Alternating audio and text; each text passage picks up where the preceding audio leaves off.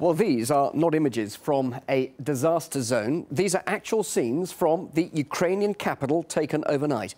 The pictures show protesters running amok, angry over plans for laws they say are aimed at punishing them for holding rallies. The response has been fierce, a mix of molotov cocktails, clubs and firebombs, all thrown at police trying to stave off a revolution.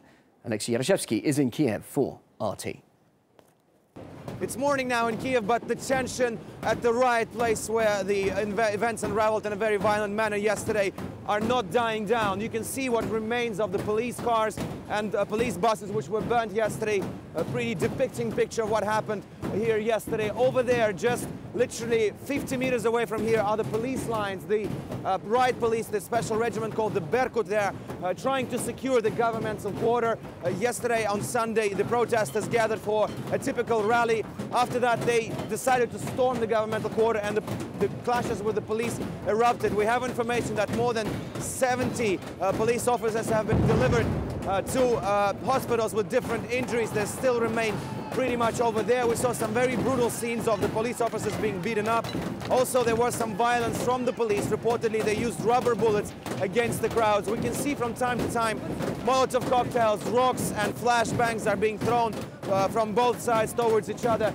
Over the night, the protesters have managed to dismantle some of the pavement here, and they're using these rocks to throw them at the police. They're also using molotov cocktails and different flashbangs, so it's pretty loud here. This is the live barricade with the protesters against the police.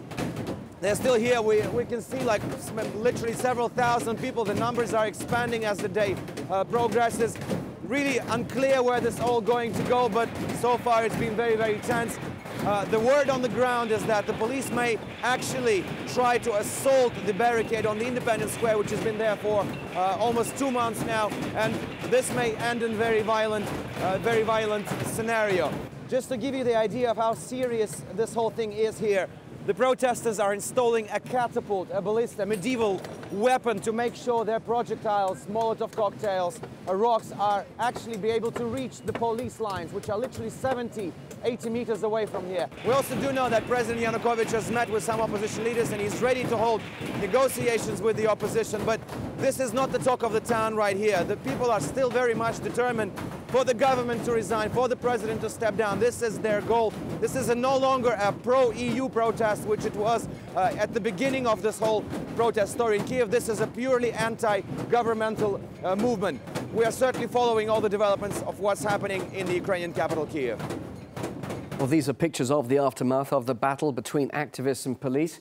As people gather en masse in central Kiev, the Interior Ministry warns that the opposition is now arming protesters with clubs. Now, despite the fallout from last night's clashes, there remains the potential violence that could indeed be sparked again.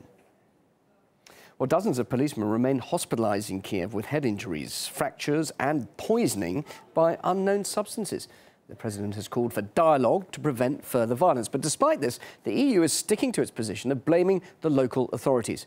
And as Alina Galushka reports, it appears the scene is being set for the final act.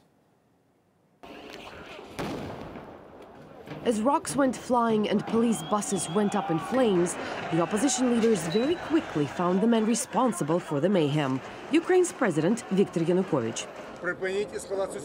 We demand that you stop the escalation of the situation, get the police off the streets, dissolve the parliament and call for early parliamentary and presidential elections. Do not repeat the fate of Ceausescu and Gaddafi.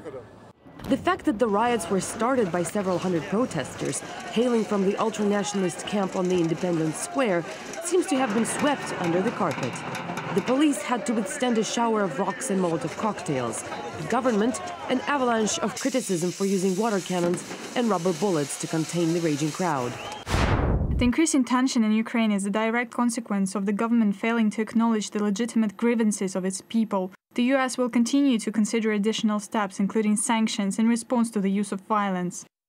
And though the protest leaders and members chanted revolution much of the night, the West seemed indifferent for the open calls for a coup. Under these conditions, we don't want to live, we don't want to work. That's why we're going to change the power. The score is symptomatic. 70 policemen were injured, 20 protesters arrested. Cameras captured the scenes of the rioters' vicious attacks against the security forces. Yet, for the Western leaders and for the Ukrainian opposition, this seems to be the European way to solve Ukraine's internal political issues. We have European values, we have European principles, we have European rights that we must uphold in each and every European country. This type of pressure seems to be effective. Not even 24 hours after the riots started, President Yanukovych has already made concessions to the opposition, going as far as meeting with Klitschko. And backed by the rampaging mob in Independence Square, the Ukrainian opposition seems to be in a win-win situation, either by getting a change of leadership by force or simply forcing early elections. But with radical spirits now well and truly spilt in Kiev, the question is, would the opposition be capable of getting it back in the bottle? Irina Galushko, RT.